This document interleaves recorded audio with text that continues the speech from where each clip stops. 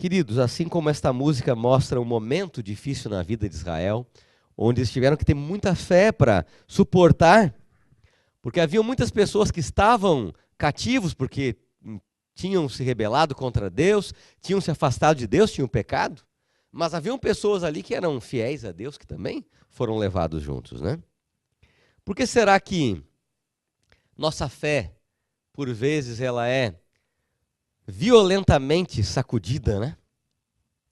Como uma árvore que você sacode, uma árvore fina, e ali então as folhas começam a cair.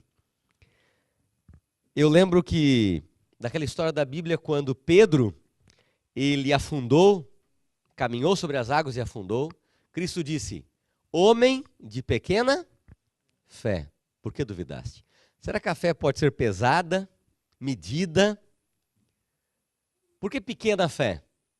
Né? Será que alguém pode dizer, olha, eu tenho 1 metro de fé, né?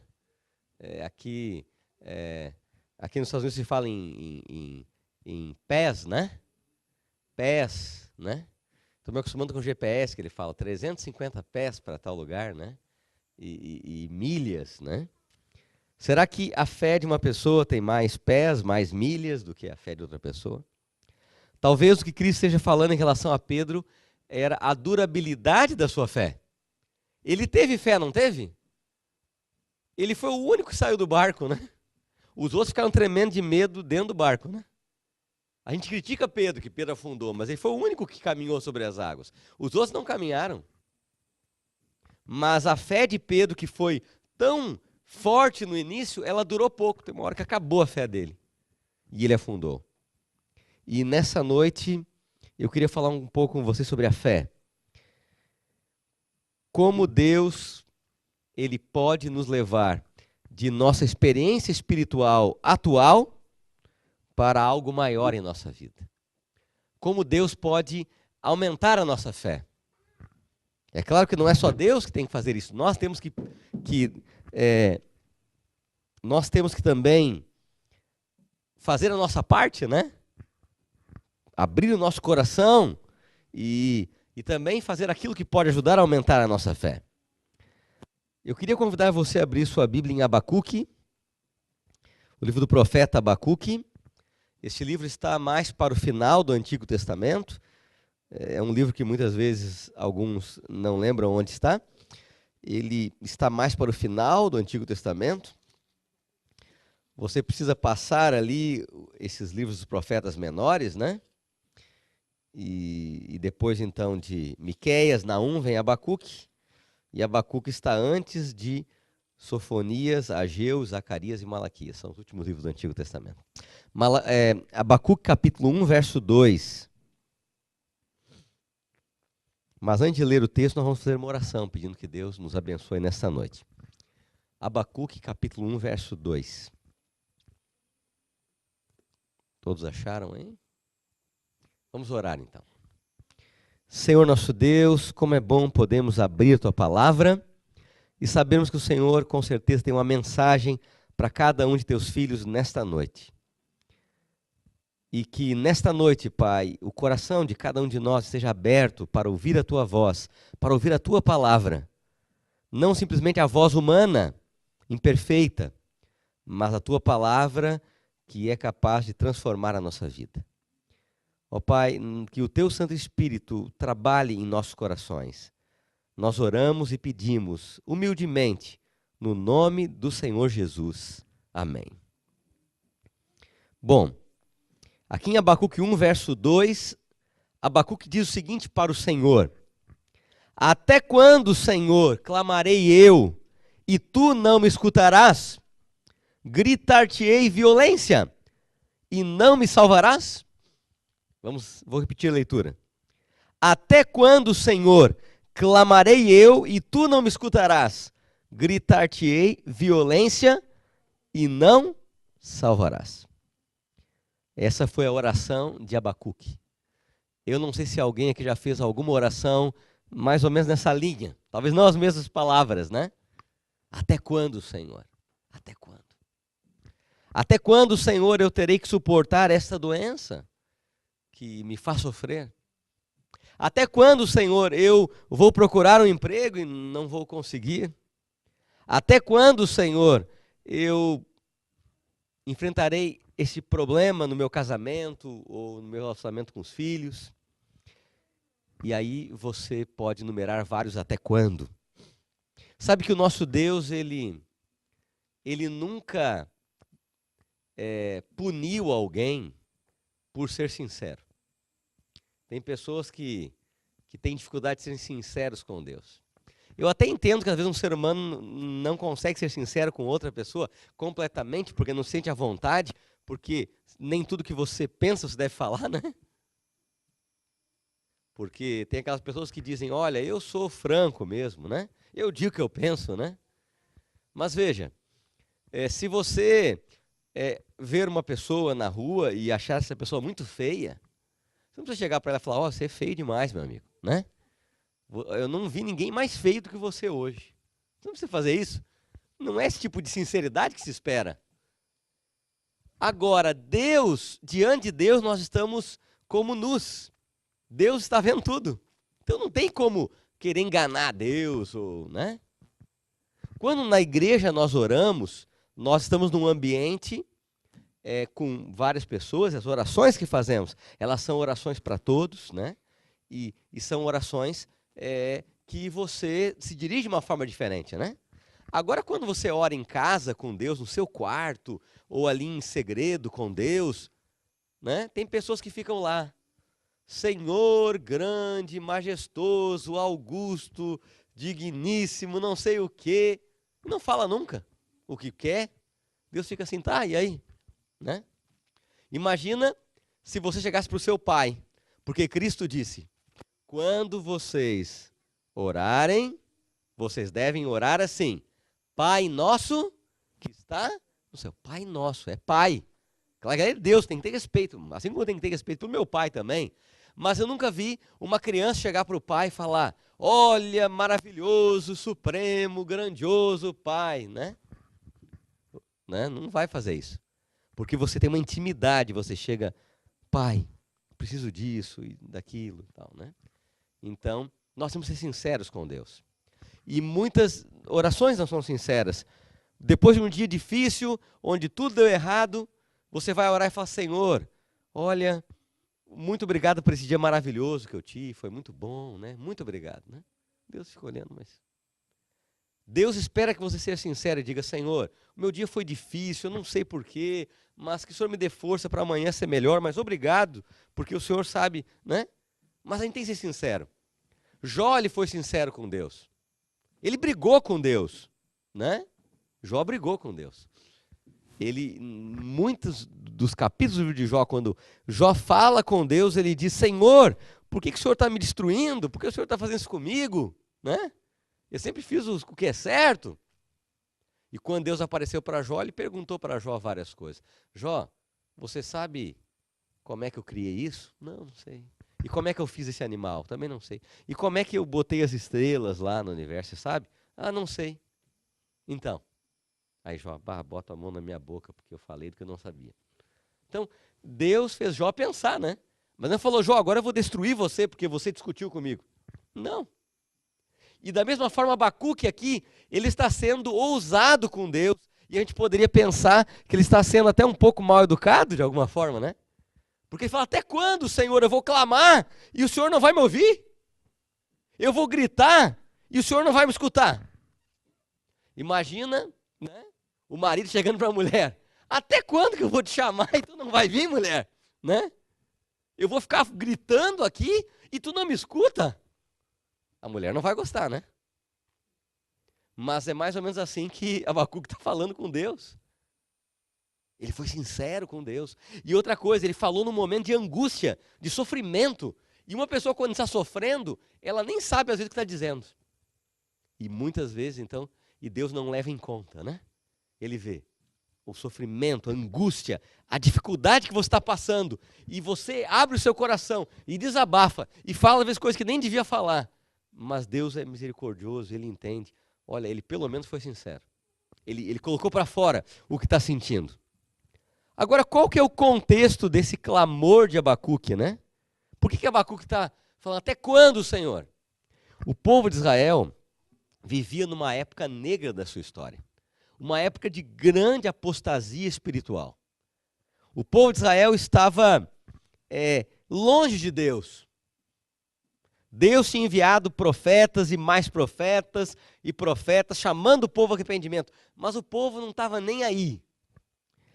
O povo de Israel vivia numa época de grande violência, onde as pessoas ali que deviam ser o povo de Deus estavam envolvidos em crime, suborno, violência, traição, assassinato. Então o povo já estava vivendo como qualquer povo daquela época. Havia também grande desigualdade social. Os ricos oprimiam os pobres. E aquelas leis que estão lá nos primeiros livros da Bíblia, que Deus colocou o povo de Israel, como devia tratar o mais pobre, aquela pessoa que menos tinha, eles não cumpriam mais. E o problema de Abacuque aqui, nessa oração, até quando, Senhor? É o problema da maioria de nós. Abacuque, ele acreditava na palavra de Deus. Ele acreditava nos livros da Bíblia que tinham até aquela época, né? Ele acreditava. Como você também acredita. Ele tinha fé em Deus. Porque ninguém vai falar até quando, Senhor, se não crê que Deus existe, né? Ele acreditava que Deus existia. Mas a fé de Abacuque era uma fé muito frágil. Que diante das lutas e dificuldades, ele vacilava. E ao ler essa história, eu fiquei pensando que muitas vezes essa é a nossa fé. Uma fé frágil. Uma fé que quando tudo está bem, a gente está animado e confia muito. Mas quando as coisas começam a dar errado, quando nossas perguntas não obtêm respostas, quando nós oramos e parece que o céu fica em silêncio, aí é muito difícil exercer a nossa fé. Aqui, Abacuque começa com uma fé enfraquecida. Nós começamos aqui a ver uma fé enfraquecida. Porque na história do livro de Abacuque, nós percebemos que as respostas de Deus nem sempre são as que nós queremos ouvir. Você pede uma coisa para Deus, você pergunta uma coisa para Deus, muitas vezes ele não responde, e às vezes ele responde, mas não é a resposta que você quer ouvir. A solução de Deus para a violência do povo de Israel, para a apostasia espiritual do povo de Israel, para o povo de Israel que estava tão longe dele, não era a solução que Abacuque queria. Porque em resposta à oração de Abacuque, no verso 6 do capítulo 1, olha o que Deus fala. Olha, Abacuque, eu tenho uma solução para esse teu problema aí, né? O povo de Israel está afastado de mim, o povo de Israel está em violência, desigualdade social, as pessoas mais ricas oprimindo os mais pobres, quem mata não é punido. Você está perguntando, até quando que eu vou ter que ver esse tipo de situação? Até quando que o Senhor não vai fazer alguma coisa? Então eu vou fazer uma coisa. E sabe o que eu vou fazer? Verso 6. Pois eis que suscitam os caldeus, nação amarga e impetuosa, que marcham pela largura da terra, para apoderar-se das moradas que não são suas. Só para resumir, porque Deus falou muito mais coisas aqui. Deus falou que os cavalos deles eram mais ligeiros que os leopardos, que seus cavaleiros eram ferozes, que onde eles passavam, eles devoravam. Será que essa era a resposta que Abacuque queria ouvir? Olha, eu tenho uma solução para o teu problema, Abacuque. Eu vou enviar os caldeus, o povo da Babilônia. Esse povo vai acabar com Israel, né? Eles vão levar cativos o povo de Israel. Vão matar muita gente e vão levar outros cativos. Eles são destruidores. Essa é a solução. O que você acha, né? Se Deus te desse uma resposta assim, né? E essa foi a resposta que Deus deu para Abacuque. Não era a resposta que ele queria ouvir. Essa é a grande questão da oração. Você conhece aquela expressão, né? Deus sempre responde a oração. Às vezes ele fala sim, às vezes ele fala não, e às vezes ele fala espere um pouco. Mas eu diria, às vezes ele dá uma solução específica. Ele diz sim, como ele falou para Abacuque, sim, eu vou resolver o problema. Mas a forma de resolver não é a que Abacuque espera. Nós que estamos olhando de longe, e conseguimos ler toda a história da Bíblia do povo de Israel, nós entendemos que foi uma grande bênção para eles, o cativeiro da Babilônia. Porque se não tivessem ido para o cativeiro da Babilônia, a nação de Israel teria se perdido completamente, né? E Deus, ele teve que usar a sua vara, teve que usar a sua dura disciplina para salvar aquele povo. Abacuque conhecia a fama dos caldeus. Ele sabia da tragédia que seria a vinda do povo da Babilônia, que muitos morreriam, muitos tornariam escravos. Ele não podia aceitar isso. E aí, então, no verso 13, Abacuque começa agora a debater com Deus. Verso 13. Tu és tão puro de olhos que não podes ver o mal e a opressão, não podes contemplar. Por que, pois, toleras os que procedem perfidamente e te calas quando o perverso devora aquele que é mais justo do que ele? Então ele está tentando argumentar com Deus, porque está falando o seguinte: olha, o povo de Israel está feia a situação deles, eles estão mergulhados no pecado, mas esse povo da Babilônia é pior que o povo de Israel ainda. Então não é justo que um povo que é pior do que a gente venha levar a gente para a escravidão.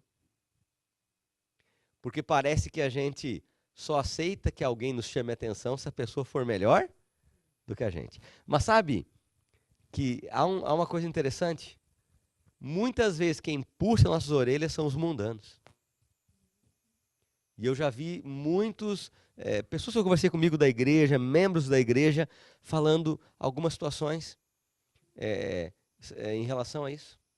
Eu lembro uma vez uma pessoa, não lembro o nome dele, mas é uma pessoa que eu fui atender porque estava com um problema em relação ao sábado no seu trabalho.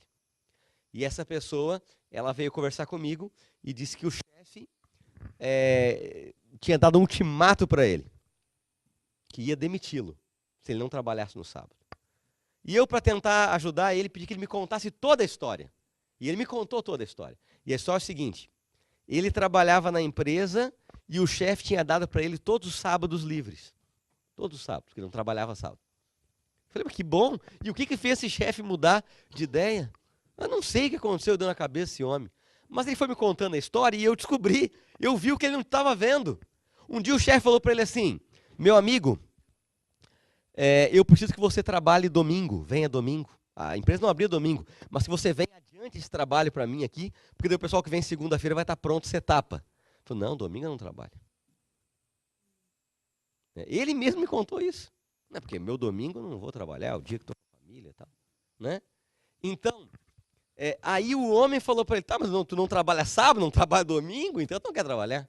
Então, veja, uma pessoa que não era adventista, parece que não era nem de nenhuma igreja cristã, chamou a atenção dele, falando que ele não queria era trabalhar. Então, nós temos que entender que às vezes Deus vai usar pessoas que são menos justas do que você para chamar a sua atenção. E assim Deus usou o povo, os babilônicos, né? O povo caldeu, para puxar a orelha do povo de Israel. E o próprio povo da Babilônia, que puniu o povo de Israel, Deus depois mandou um povo punir eles também, porque eles também tinham pecados. Chegou a hora deles também. Então aqui Abacuque, ele discute com Deus, porque ele sabia a tragédia que seria. A palavra tragédia é uma palavra muito forte. Se você acontecer com você que você quebrar uma unha, você não vai dizer que foi uma tragédia. A não ser que você é uma pessoa muito exagerada, né?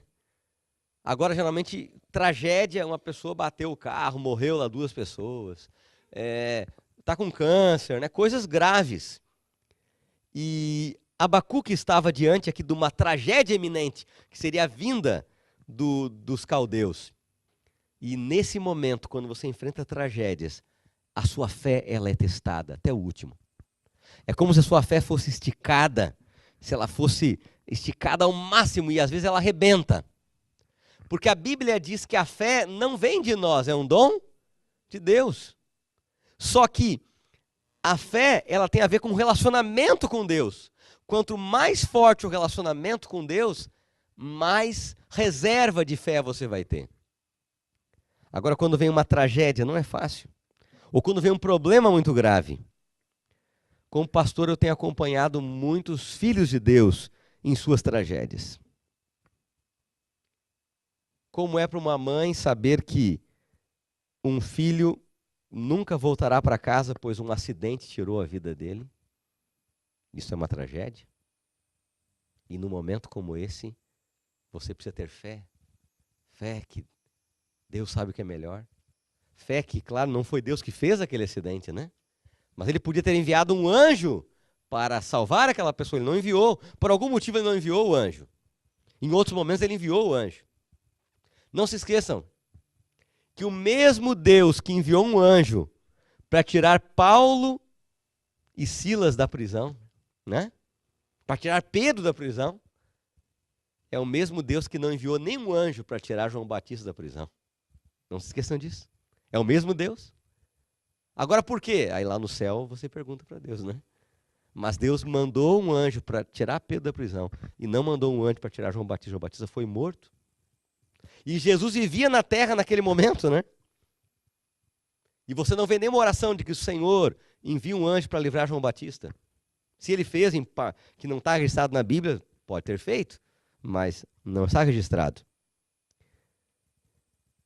Tragédias que eu tenho acompanhado os filhos de Deus enfrentarem. Um irmão da igreja que perdeu sua esposa de câncer. E isso foi muito duro, ela estava doente há algum tempo.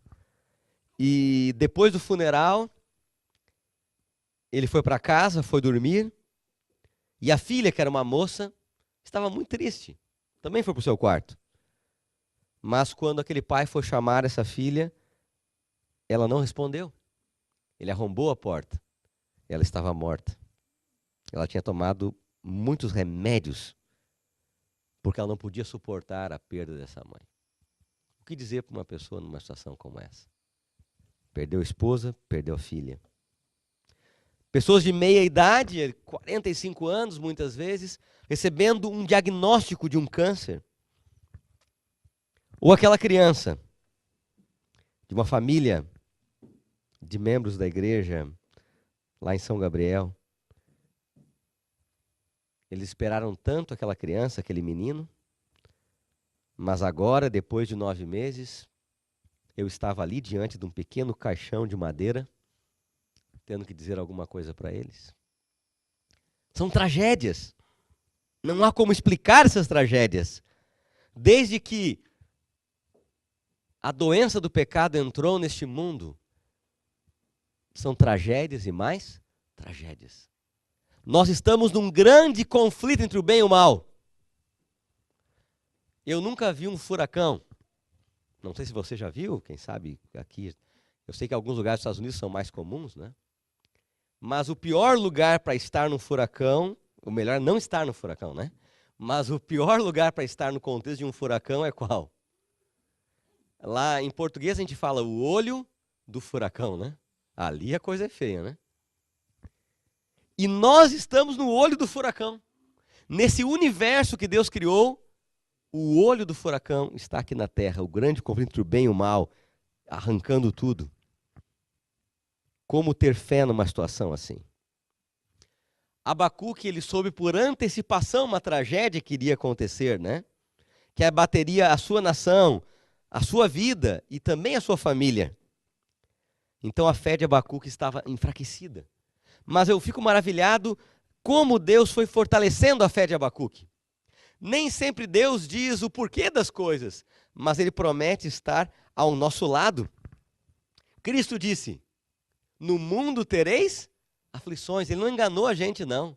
Ele não disse, olha, tudo vai ser maravilhoso. Ele disse, no mundo tereis aflições, mas tem de bom ânimo, eu venci o mundo. E se Ele venceu, com Ele nós podemos vencer. E a Bíblia diz que a vitória que vence o mundo é a nossa fé. Porque, queridos, a fé, um cristão exercendo fé no momento difícil da sua vida, é poder. Amém? É poder. As pessoas não entendem. Você está lá detonado, tudo está errado, e você está ali. Não, eu confio em Deus. No momento difícil. Mas um cristão exercendo fé, num momento muito difícil, é superpoder. É muito poder. Porque pode salvar muita gente que está perto vendo isso. Mas como diria um pastor amigo meu, um cristão tendo fé no meio da tragédia é hiperpoder. Os demônios tremem, e nem eles entendem. Nem eles que viveram com Deus lá, esses anjos que caíram, eles não entendem como é que pode. Nós rebelamos contra Deus e esse pessoal aí está sofrendo, passando um monte de coisa e ainda acredita e tem fé e está ligado a Deus. E agora então a fé de Abacuque ela foi fortalecida. Aqui em Abacuque capítulo 2 agora, irmãos. Vamos ao capítulo 2.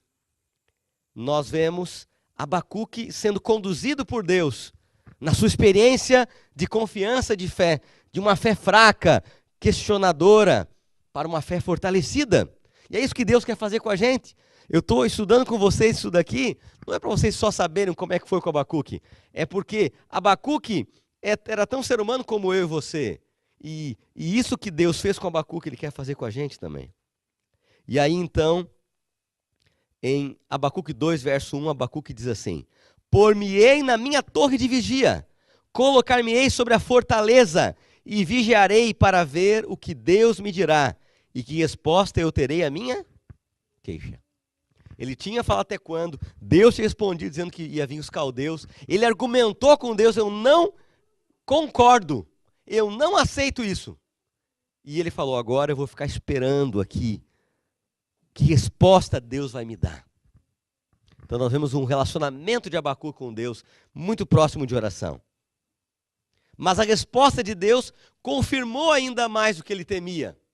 Porque em Abacuque 2, verso 2 e 3, diz assim, o Senhor me respondeu e disse, escreve a visão, grava sobre tábuas para que a possa ler até quem passa correndo, porque a visão ainda está para se cumprir no tempo determinado, mas se apressa para o fim e não falhará. Se tardar, espero, porque certamente virá, não tardará.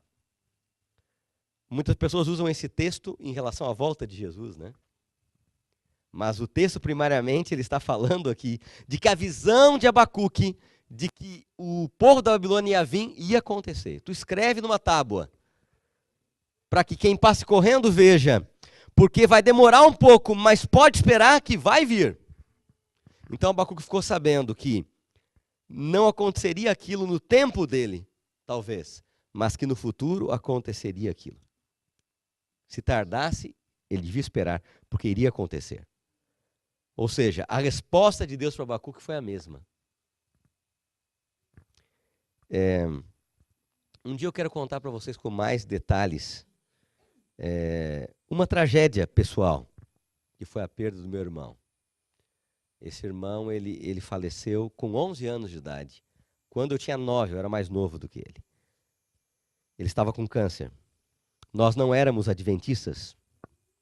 E um dia eu vou contar para vocês, quem sabe numa vigília, a história.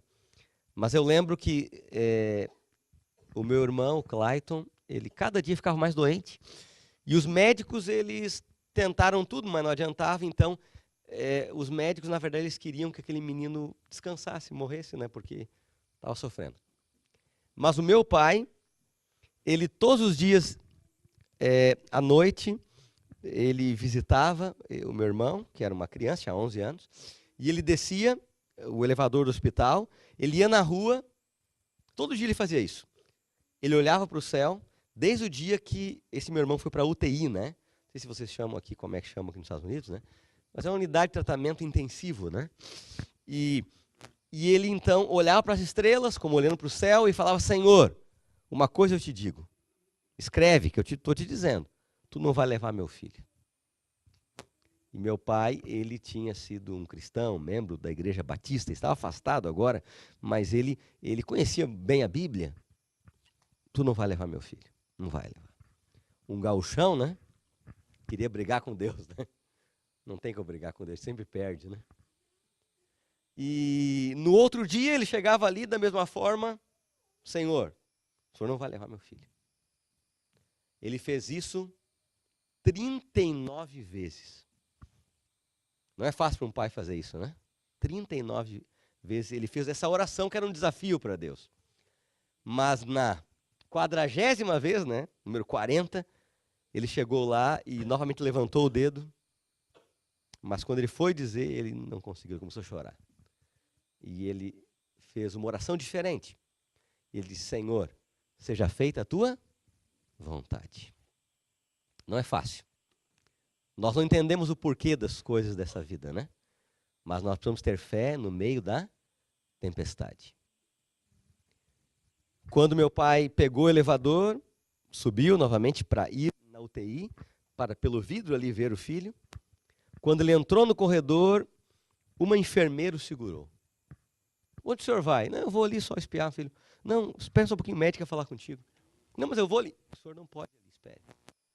Aí um médico veio, chamar numa sala e deram notícia que você já imagina, né? Seu filho descansou. Queridos, nós podemos lutar com Deus, podemos desafiar a Deus, podemos tentar tudo, mas Deus, Ele sabe o que é melhor. E mesmo se o melhor seja muito duro, muito terrível para aceitarmos, ainda assim, Deus nos ama e está fazendo o melhor em nossa vida. E Deus, Ele confirmou para Abacuque que o seu plano iria acontecer. Nem sempre nós sabemos o porquê dessas tragédias. Mas a história de Abacuque é como se Deus estivesse dizendo para nós o seguinte: talvez você não saiba o porquê, talvez você não entenda o meu plano. Eu peço apenas uma coisa, meu filho: confie em mim. Confie em mim. Você não sabe o porquê, não entende meu plano, mas confie em mim. O justo viverá pela fé. No meio das tragédias da vida, Deus está dizendo: eu estarei do seu lado, segurando a sua mão. E quando você fraquejar e cair, eu vou segurar você no meu colo. O justo viverá pela fé. Pela fé que tem em Deus, a confiança em Deus em meio aos problemas. E Deus fortaleceu a fé de Abacuque. Eu li com vocês Abacuque 2, verso 2 e 3. E aí no verso 4, então, há essa mensagem. Deus faz uma comparação entre o soberbo, entre aquele que não acredita em Deus, o arrogante. Ele diz: eis o soberbo, sua alma não é reta nele, mas o justo viverá pela sua fé. Pelo seu relacionamento com Deus, pela sua confiança. Há muitas definições bíblicas de fé. Há muitas definições tiradas da experiência de pessoas sobre fé. Mas há uma frase que me chama a atenção, que eu ouvi numa pregação do pastor Dwight Nelson. Ele disse: fé é entregar a nossa vida inteiramente a Deus. Fé não é só: como é que você está hoje? Eu estou animado, estou com fé. O dia que está triste, estou sem fé. Não, fé não é um sentimento. A fé não é um sentimento. Estou triste ou sem fé? Estou alegre, estou com fé. Não, fé não é o sentimento. Porque você pode estar triste, você pode estar arrasado e pode ainda confiar em Deus. Fé, como disse o pastor Dwight Nelson, é entregar a nossa vida inteiramente a Deus. É confiar a nossa vida inteiramente a Deus. É se abandonar nos braços de Deus e aceitar a sua vontade, por mais difícil que ela seja. Abacuque estava com uma fé enfraquecida. Deus fortalece a fé de Abacuque. O justo verá pela fé.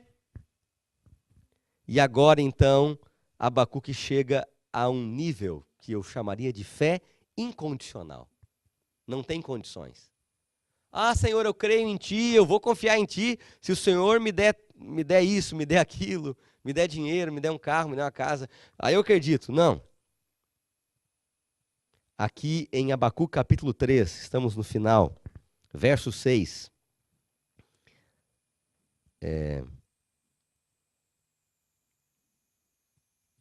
Abacuque diz assim: Ele, falando sobre Deus, Ele para e faz tremer a terra, olha e sacode as nações. Esmigalham-se os montes primitivos, os outeiros eternos se abatem, os caminhos de Deus são eternos.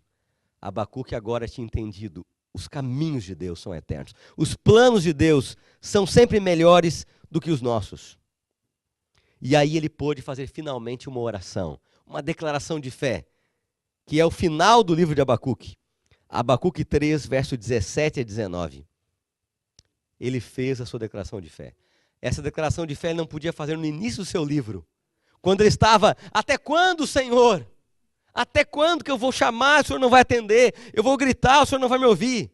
Mas no final do seu livro, em Abacuque 3, 17 a 19, Abacuque diz: ainda que a figueira não floresça, não haja fruto na vide, o produto da oliveira minta, e os campos não produzam mantimento, as ovelhas sejam arrebatadas do aprisco, e nos currais não haja gado, todavia eu me alegro no Senhor, exulto no Deus da minha salvação.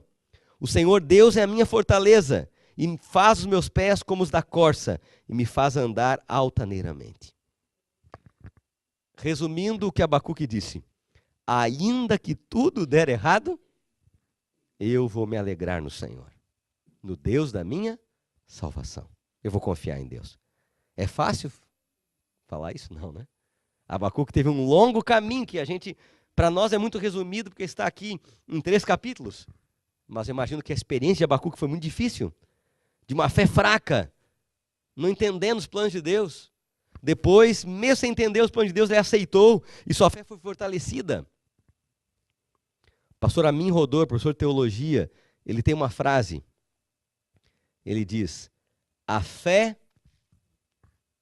ela é melhor exercida nas trevas. Porque quando tudo está claro, não precisa ter fé, né? Você está vendo, né? Agora, quando tudo está escuro, aí que você tem que ter fé. É nesse momento que você tem que crer sem ver. Aqui nós vemos, então, a experiência de Abacuque. No meio das tragédias. A confiança em Deus. Não se esqueçam, fé é confiar a nossa vida inteiramente a Deus. É confiar que Ele sabe o que é melhor. Há uma música que diz: por maior que sejam os seus sonhos, o sonho de Deus é maior. Ele sabe o que você quer, mas o que Ele quer dar é melhor. E às vezes, quando os sofrimentos são grandes, quando parece que Deus está permitindo que você perca o que é mais importante para você, é porque Deus tem algo melhor para dar para você. Às vezes, a perda prematura de uma pessoa querida pode ser uma forma de Deus devolvê-la um dia para você, devolver essa pessoa para você para sempre, na eternidade. Não sabemos, mas temos que confiar em Deus. Eu quero chamar à frente o Jorge e a Maria. Eles vão cantar uma última música. Essa música, ela fala da voz de Deus, né?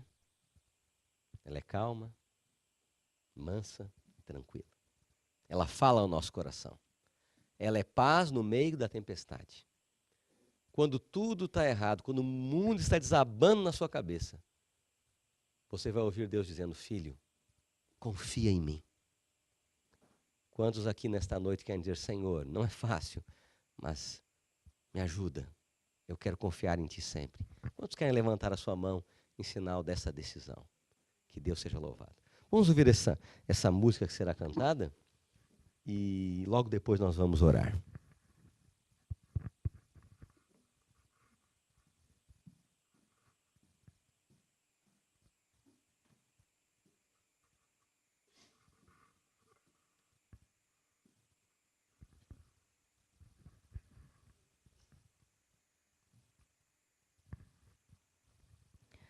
Calma, mansa, serena, tranquila é a voz do meu Salvador.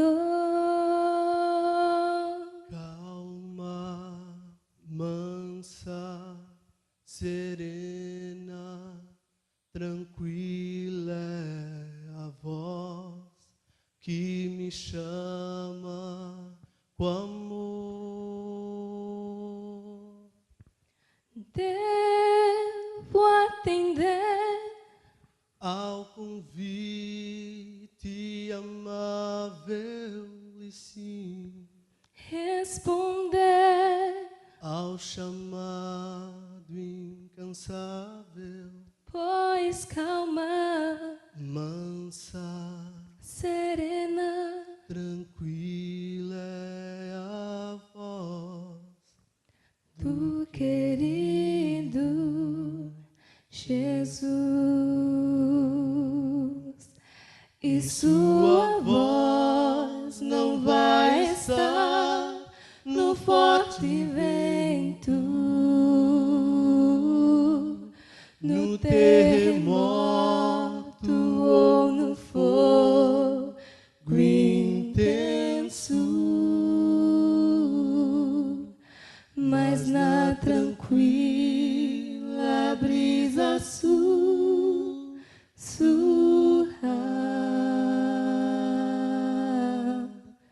Eu sei que ali a voz de Deus está.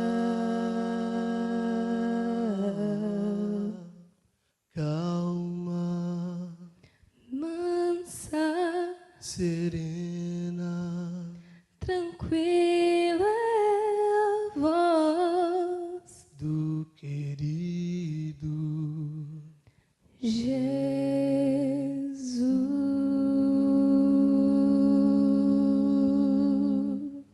Amém. Fiquem em pé, vamos orar neste momento. Senhor nosso Deus e querido Pai, obrigado, Senhor, por podermos ouvir a Tua voz, que é calma, serena e tranquila, que nos dá paz em meio à tempestade. Ó Pai, nossa fé é tão débil, tão frágil, tão fraca tantas vezes. Como é fácil falarmos que cremos em Ti, mas como é difícil no dia a dia demonstrarmos a fé no Senhor. Ó Pai, que nós possamos confiar a nossa vida inteiramente ao Senhor. Ajuda-nos, Pai, a aceitarmos aquilo que não podemos entender, aceitarmos aquilo que é difícil para nós e a confiarmos que o Senhor sabe o que é melhor para a nossa vida. Que em meio às nossas lutas, pequenas ou grandes, e até tragédias que temos enfrentado, podemos enfrentar no futuro, o Senhor nos segure com a Tua mão forte. O Senhor abençoe os Teus filhos nesta noite. E que o Senhor nos leve em segurança aos nossos lares, para que amanhã possamos aqui estar para louvar Teu santo nome. E que nas coisas de nossa vida que derem errado, nos sonhos que se quebrarem, nós possamos entender que os Teus planos, os Teus sonhos sempre são maiores para nós. Nós nos entregamos completamente nas Tuas mãos, no nome do Senhor Jesus. Amém. Deus abençoe a todos. Mais uma vez, obrigado ao Jorge e à Maria. Estarei ali à porta para cumprimentá-los.